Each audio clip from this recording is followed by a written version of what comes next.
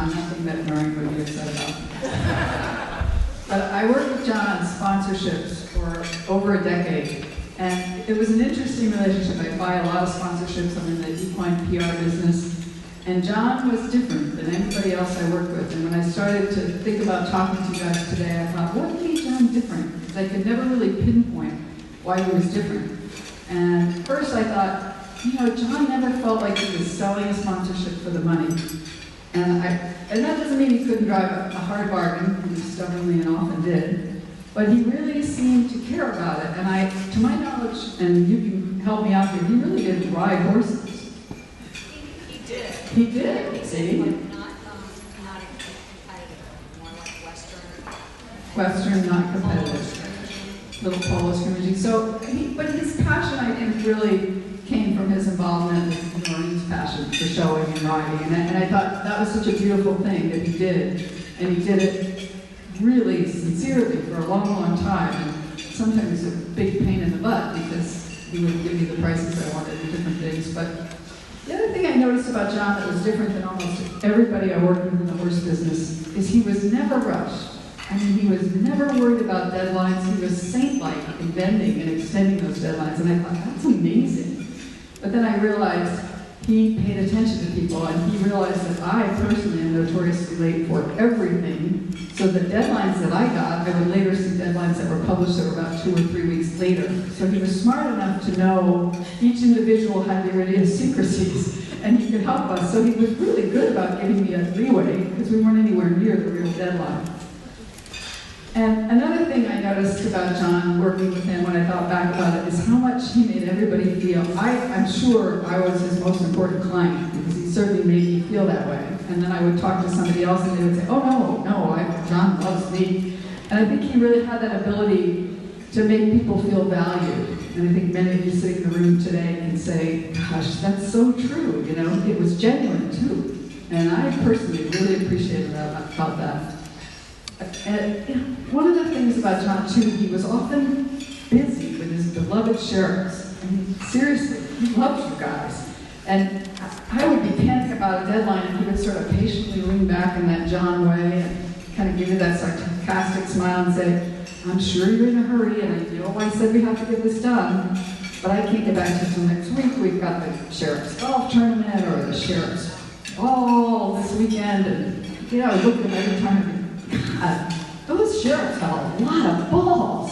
And he would laugh at me and give me the other John look that was like, And I love those looks, and I know, Noreen, you're going to miss him too, and all of us in the horse world, because he could get a lot done without saying much.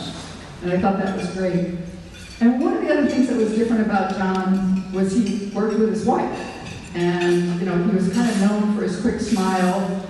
And in the John and Noreen horse show mode that I knew him the most in, John was the good cop. He was the guy that bent the rules. Noreen, it was black and it was white, and here's the rule book, and maybe that's required in your job, I don't know. But John always would have that little smirk and kind of let you know there was a little gray area if you did it right. He always left that door open and made you feel like there was potential for anything, and I loved that about him. And that changed only when somebody at the horse show, and this rarely happens because we're all afraid to do it, was unkind or unfair to Noreen. And then John, all bets were off.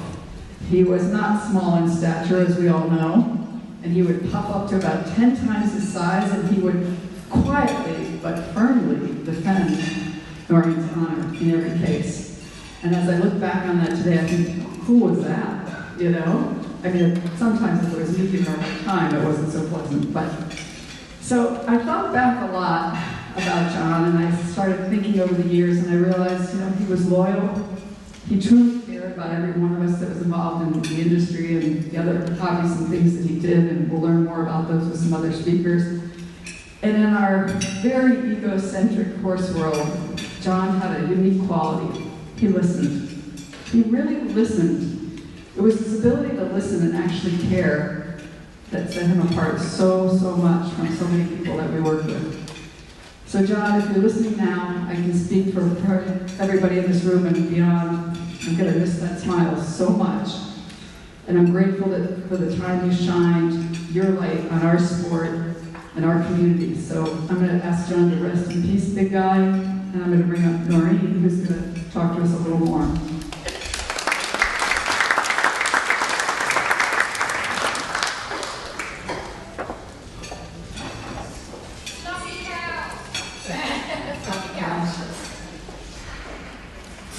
So we're here today to honor John in celebration of a life well lived. He was my best friend, my husband, my partner and confidant for over 35 years. He was a loving son, big brother to Eileen, Uncle John to his many nieces and nephews, Big John to his friends, and a good friend to many, many people. I think that John's greatest gift was that he loved people, and he could relate to many different people in different ways. The past couple weeks, people have shared their stories with me about John's ready smile, his many jokes, some of which were off-color, as you know, John, his kind offer to help people, whatever it was that they needed. I mean, it could have been lending a hand with something, helping at a horse show to set up some extra fans or bring in some electric cords, and even driving a competitor home to and from Palm City when they left their keys were locked in the truck and they would not have been able to get home after a horse show. When he was passionate about something, he was all in. And he loved his family, he loved his country, and he loved his community. Throughout his life, he was committed to giving back to the local community, the equestrian community, and he was very near and dear was the Sheriff's Foundation to him as well. When I met John, he was an avid sports guy. He was a native Floridian. I have many pictures out there that show him he loved to be in the water, boating, fishing, diving. He played basketball and golf, tailgating at the Hurricanes games, rooting for the Marlins, and bowling. Bowling was not my thing. Something about too many bilateral gutter balls that I could throw. And he and his dad, though, were very serious about it, and it was part of their time together. They were on leagues for many years, and they did that. And travel. You know, we had friends of ours, we used to travel and do many different trips. His favorite trip was salmon fishing in Alaska. And my favorite one was wine school in France. With my friends Harlette and Bob, as well, you guys know. But then the beach became the barn. I have to admit that I was the one in the family that inherited the horse gene. My sisters are here, they can tell you they don't have it. I got it from my father. And many of you, many of us, and you know who you are, we drag our spouses or our significant others into our horse passion. You know the saying, if you can't beat them, join them. And join us he did. It started with helping at the shows, but when I was president of Gold Coast Dressage, I roped him into the board to help as a volunteer with sponsorship and marketing. When we saw that there was such support for dressage, but very few shows and very limited space for us, John and I started Wellington Classic and moved our shows to the then new facility, Jim Brandon Equestrian Center. And we also later moved some shows to the Equestrian Estates, to Global, and into Palm Beach Equine.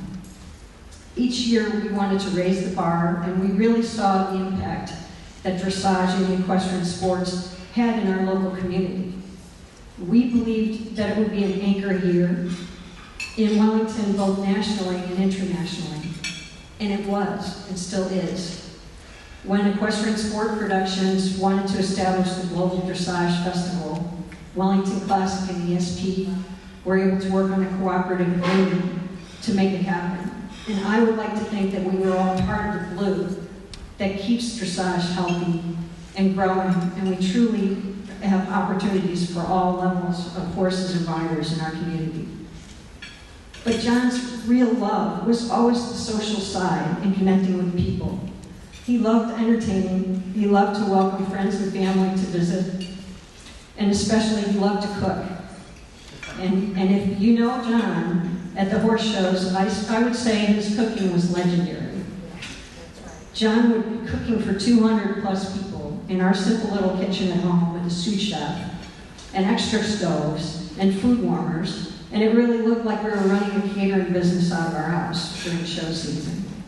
I remember one party in particular at the Equestrian Estates when we were just about ready to serve the food and the power went out and it was dark.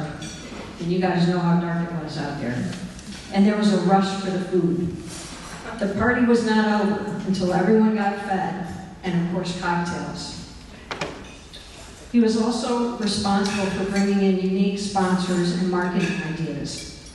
Who could forget the porta party at Jim Brandon? We placed a shiny bar with the flat screen TVs and the CDI ring, and no one complained that was in the CDI ring. They only wanted to know when the bar was going to be open. We did the Wild Card Challenge, which was a poker-themed game at shows with cash prizes.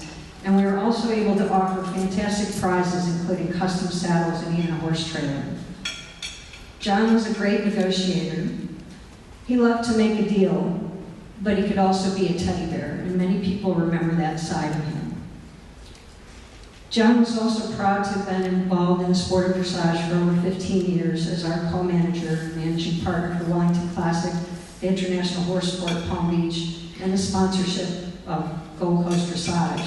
What started out as our hobby became our passion, and later, I guess you could say, it was our obsession. We've done many different events in Wellington and in Ocala as well. And we hosted the first ever regional championships in Florida in 2009, and then again in 2014 and 2020. John was actually the one who fielded the call from the Netherlands while we were at the USDF convention. And I heard him say, "Sure, we can do that. Hey, Noreen, do you want us to host the World Dressage Masters Palm Beach? We can do that in 3 months, right?" I'm about ready to have a heart attack. It's a super high-level show. I've never done one of those. What do I know about that? But you know what? We made it happen. And we did it again and again. The WDM Palm Beach drew nearly 10,000 spectators and competitors throughout the competition and over 100,000 euros in prize money. We could not have accomplished that without a tremendous amount of sponsorship and networking and the community involvement that happened as well. John was responsible for connecting those dots and making that happen. Many people were shocked that John was so ill, but that's because John wanted to be himself and not a disease. He was a fighter. He truly believed that he could beat his cancer, which he did for nearly 7 years, which was far beyond his initial diagnosis of 3 to 6 months. No one knows what it takes to be that person fighting cancer, but we are the family that's on the journey with him, even if it's on a different road. We're here today to honor John as he wanted. He wanted us to remember the good days and the good times. I would really like to thank everyone for being here as we celebrate his life. And we consider you to be part of our extended family and friends. His greatest gift was closure because he gave us all the opportunity to be part of his life for a longer time. And we will miss him dearly. So if you have it, I would like everyone to raise your glass and let's have a toast to John Flanagan. I hope you're here with us, John, because we're all here to celebrate you today. Cheers. Cheers.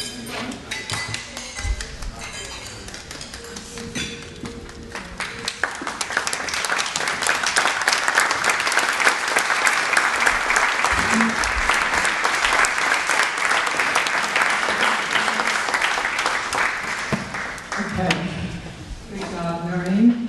It's saying a lot of the things that all of us want to say. We're going to bring up another dear friend of John's and all of ours, Joe Scarpa. If you would come up and take the mic for a little bit and tell us your side of the John story, because there's so much to share. Thank you.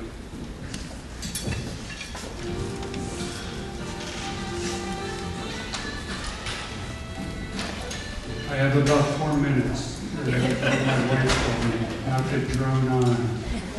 And I said, well, wait a minute, there's a podium, a microphone. I don't get that opportunity.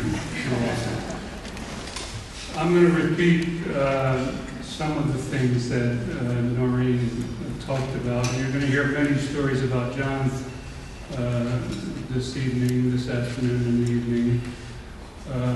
But primarily I'm going to talk about the time that John and I spent much time together, instrumental time, when Wellington Classic Dressage and Global Dressage came together. As Kim remembers, it was a rather energetic time. There was a lot of negotiations going on. But the brief history is that we've known Noreen forever. We've known Noreen since the early 90s. We met John back in the early 90s. This is before Wellington. And then both Gay and I and John and Noreen moved to Wellington in the late 90s. And we had our farms here. I commiserated with John. He was primarily a horse husband, although he was also a rider. We'd call each other and talk about vendors and who's doing your arena and where you're buying your hay and on and on and on. So, right, we got to be good friends. During that time, the early years of dressage in Wellington, the late 90s, dressage was a second citizen to the hunter jumpers. I know there are many people here who are not horse people, but to give you some background, Robert knows as well that I'm thinking of the year 2005 when Gene Mish was running the show jumpers, and the dressage show was relegated to the back 40, the little one. We called it the mud ball, if you remember those days. And that's when John and Noreen said, hey, what's up with this? It's time for us to be recognized, for dressage to be recognized. Kim was very instrumental in that she was the only dressage member of ESP and said, hey, we need a venue. We need something to happen in Wellington so that we can have shows, and we need dressage to be recognized. But back in 2006, Noreen and John founded Wellington Classic Dressage. They went to a new venue at the time, Jim Brandon, and began having shows there. In their looking forward and in their wisdom, they went to the governing body and were able to get the licenses for some very important dates for dressage shows, and continued to have those dressage shows at Jim Brandon, which became more problematic as time went on because Jim Brandon was a community facility.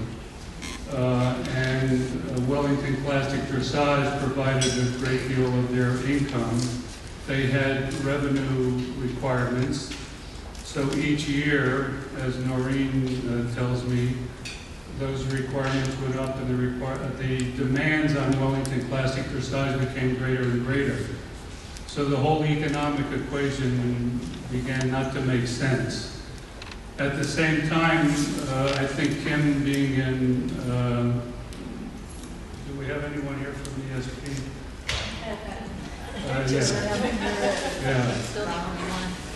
Right.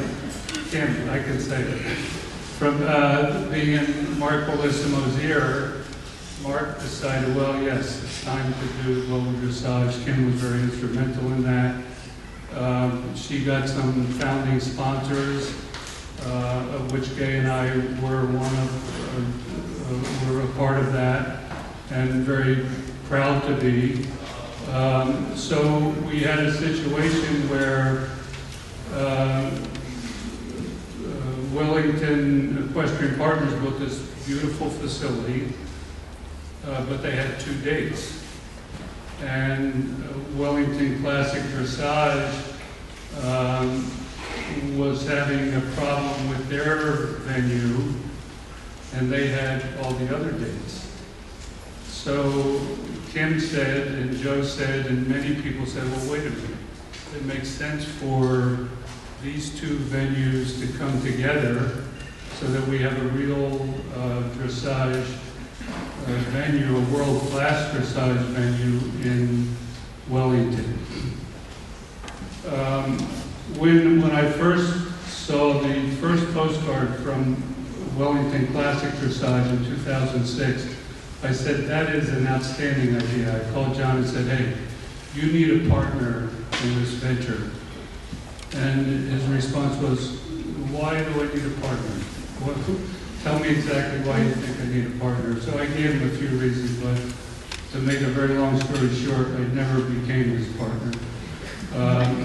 But when the wings on the airplane started to rattle, when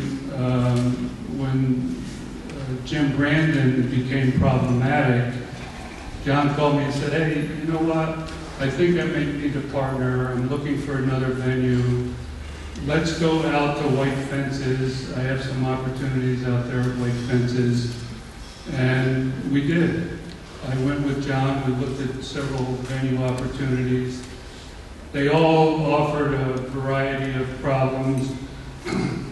One of the biggest was that the really serious dressage people in Wellington wanted a venue in Wellington. They didn't want to go to White Fences. It was like, you know, the end of the world. So we had a situation where we had these two venues. It was really not a very pleasant time for people in the dressage community. And Kim said to Mark on many occasions, hey, sit down with Wellington Classic and let's bring these two together. For whatever reason, that never happened. And one day I was at one of the shows and said to Mark, look, you guys are killing each other. Let's see if we can bring these two venues together and make it happen. So for whatever reason, I may have caught him at a weak moment. I probably did. He agreed to. An aside, John and Noreen met with Mark privately before the powwow at my house, around my living room table. It was not a pretty meeting. It was a very ugly meeting. There was a lot of anger, there were a lot of threats, there were, I'm going to take the dates, there were all sorts of stuff. So coming into the meeting at my house, around my dining room table, it was not a very positive energy. Nobody liked nobody else.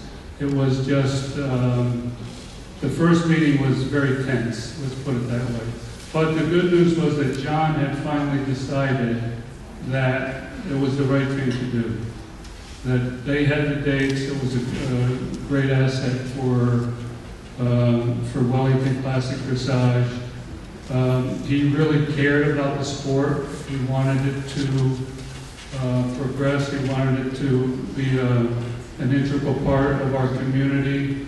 So after rejecting initial conversations about him coming together with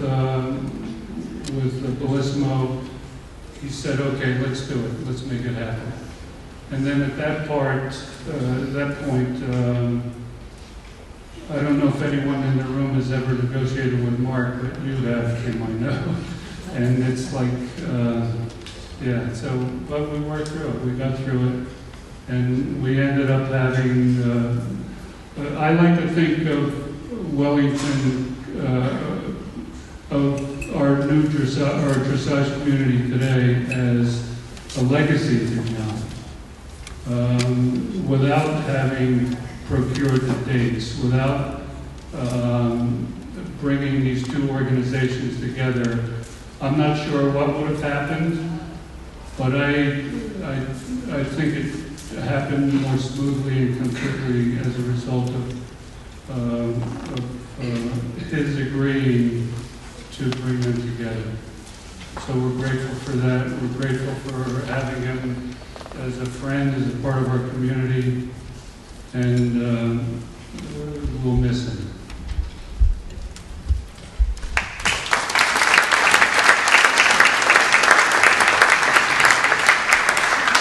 Thank you so much, Joe. And I'm going to add to this because I have done a lot of negotiating with both John and Mark Bellissimo. And Mark might have the reputation for being the hard ass, but let me tell you what. When John dug his feet in, there was no moving him. He would make you think you were moving him, but it was an illusion. And Mark, on the other hand, you could eventually get in there. So I'm going to give John a little more credit for making that happen because it was when he was ready to go, he was ready to go. Mark, you could push him around anytime. We still do. So onward and upward, we are going to hear from Robert Hawley. Am I saying that right? Yeah. Where are you, Robert? You know, we're here because I know you got a lot to tell us that we don't know. Many of us. Bring this with me. Sorry. You guys see it. I'm just saying.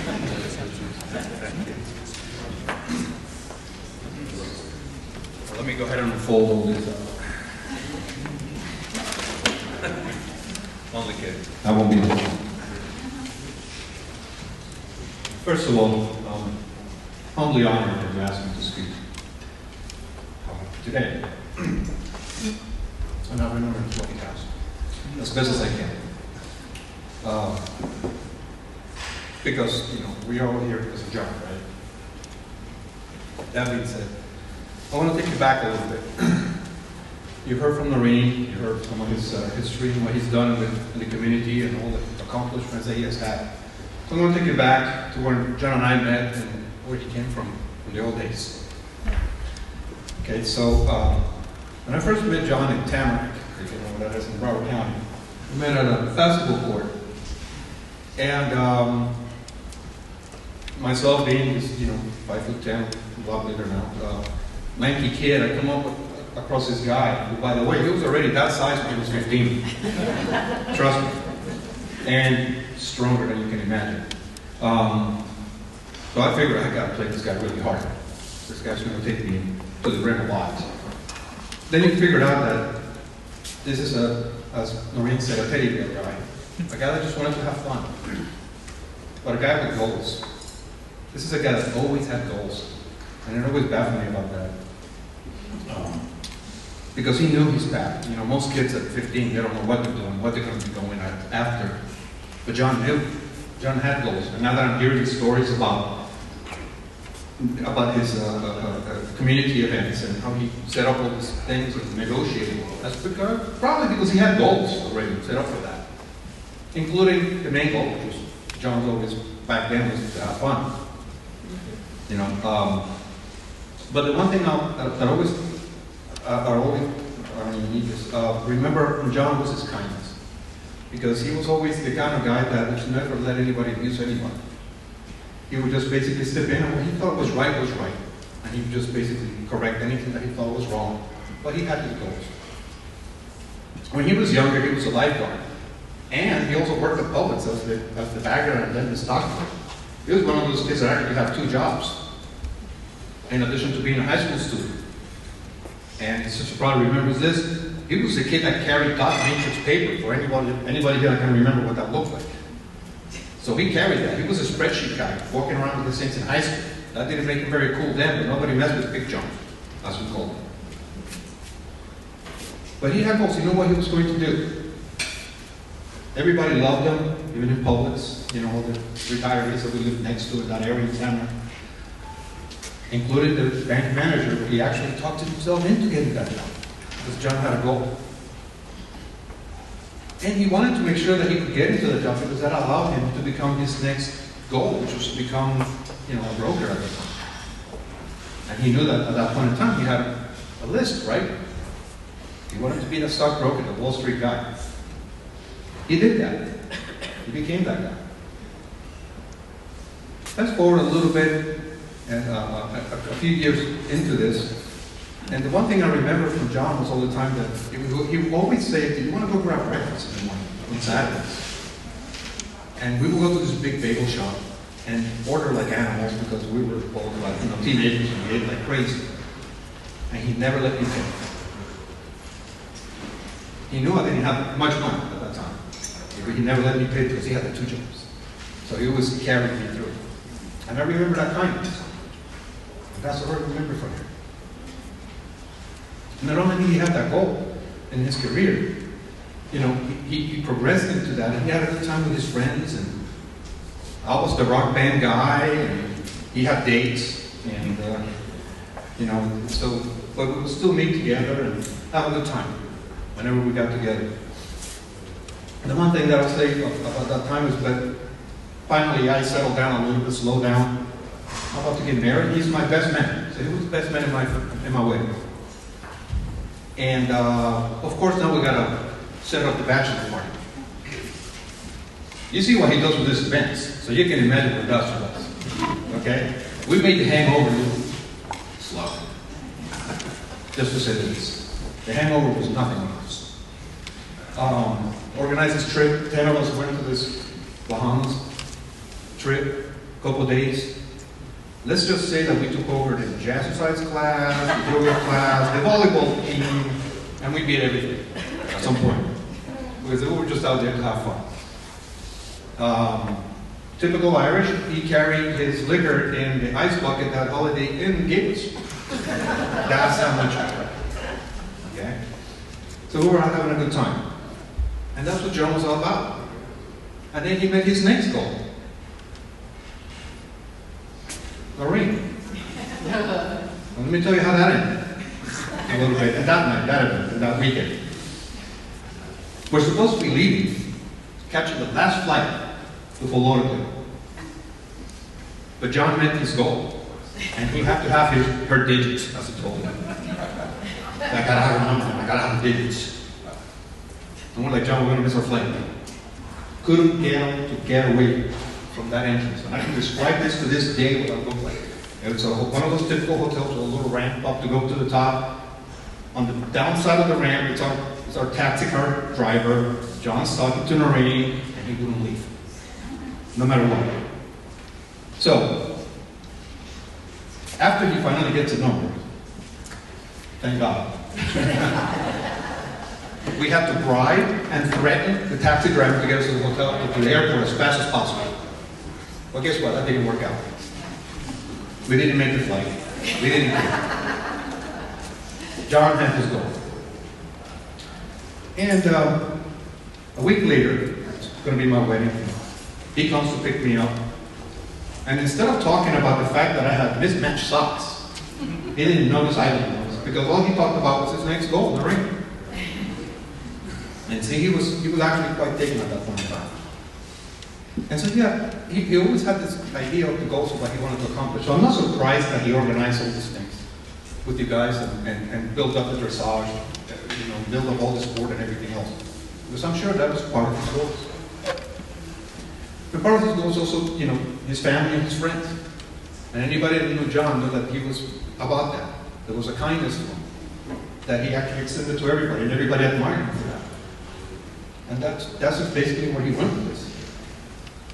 And just made us all, you know, laugh and relax about how we were actually acting and so forth and so on. But all in all I remember from John the most, and I'll always be grateful for that, was that he extended that kindness. And he was a guy that actually cared about people enough to get you involved in his life and help you for anything that you needed. So I'm not surprised that he did drive somebody all over the place for keys. That was John. That's what he did. That was what he always did.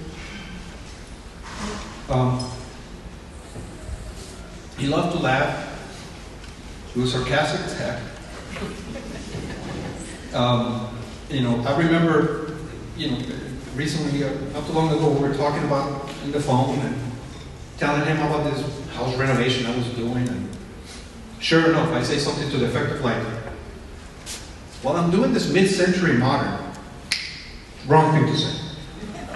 He goes, who the F do you think you're talking to? Dude, you don't know a K-pop from a colonial from anything else. Don't be using those HE terms with me. Where's your wife? Right away. Because he knew that I was talking out of context. And he knew that we were just from a different kind of hood. We didn't talk like that. especially when I threw those terms out. And we both laughed at that. And he had this always expression to me, because, and I don't know if he ever used it with any of you all, but this is what we did in Tamarack at the time. He goes, "You want me to slap you?" I need to slap you so you can like wake up out of it. And he would just say that to me, like kind of like to ground me back in. And things like that, to just basically bring in the humor, but at the same time make you think about what was going on. So, I love this laugh because I've never seen a big guy like that just break into a laugh that will actually leave him breathless and in tears at the same time. And that was always amazing to me, to see this big guy, John, Uncle John, someone was called him Uncle John, and just admire the passion that he had for anything that he did. So, in closing, just wanted to say, that if John was here, and I hope, that he's here. First of all, I would, as I mentioned to Noreen before, thank you for taking care of everybody. That was tough. I know that was tough. And when you talk about, the battle with cancer, the only thing I would say about that is this: cancer is unbeatable. Again, the score is just tied. That's what that is. So, to John, cheers, my friend. That's all I can say. Thank you.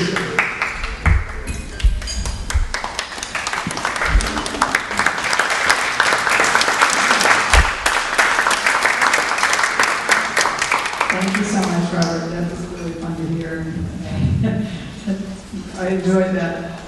And now I'd like to hear from one other person, John Bob, who is another person who knows about John and the horse shows and has had a great relationship. Come on through. Tell us a little bit about your relationship with John.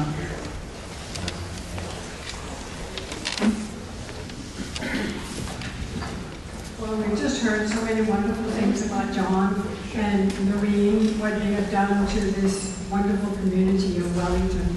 And I don't want to repeat all these incredible, wonderful things. So I just want to, my feeling is that John is the most wonderful and kind man that I've ever met.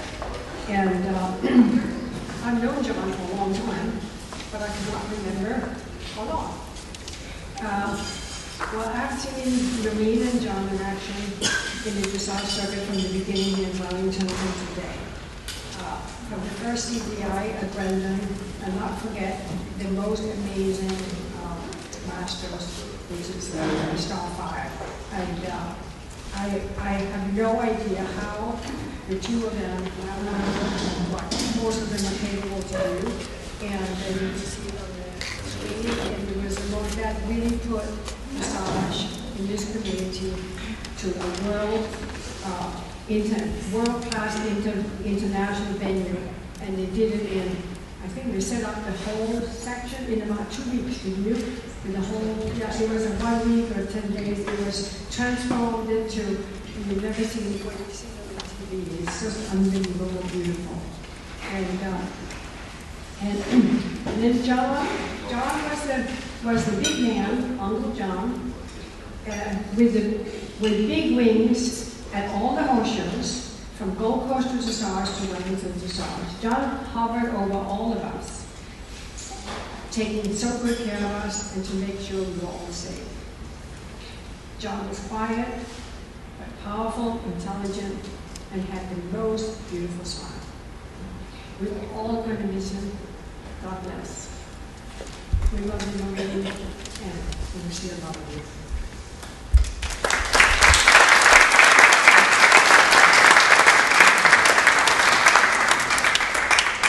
Okay, so we've heard from a lot of friends and a lot from the horse community, but then there's the sheriffs, and I think we really need to bring, Rick Seymour up, because Rick knows why I say the sheriffs have a lot of balls. Good afternoon, everybody. My name is Rick Seymour, and I had the honor to serve on the board of the Sheriff's Foundation with John, and There's been many allusions to John's passion for the Sheriff's Foundation and the Sheriff's Department and what it does. So let me just give you a little background on what the Sheriff's Department does and why John was so passionate. You know, the deputies are out there keeping our community safe and protecting us, and they find unmet needs, whether they be community service or things that they need to keep us safe and keep themselves safe, keeping us safe. So what we do is we raise money to be able to provide those deputies and the Sheriff's Department to fulfill those needs. What's so remarkable about John is that there are only 2 events that we have each year in the Sheriff's Foundation. One is our golf scholarship fundraising tournament that we do on Columbus Day. And then we award those scholarships in the spring each year at the International Polo Club, where we get to invite the scholarship winners, their families, and the deputies that sponsored them to have an event that many of these kids that come from socioeconomically disadvantaged neighborhoods that we protect see the IPC, and it just opens their eyes to a whole different world of Palm Beach County than what they grow up in.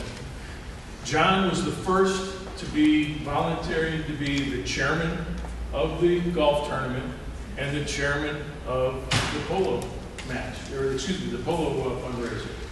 And along with John, there was Noreen, his sidekick, selling raffle tickets. And so they were a team that we'll never forget. But John was just a humble, very, very giving person. And I knew him as that community leader giving back through the Sheriff's Foundation. And I was honored by Noreen 2 weeks before John left us to come visit him at hospice on behalf of the foundation to let him know how much we loved him, how much we cared about him and Noreen.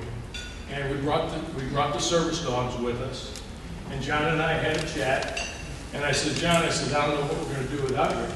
And in John's typical humility, he says, Rick, you'll have no problem finding a better man than me. And we all know that that is not true. We're going to miss John dearly. Noreen, thank you for inviting me. Thank you all. We love you.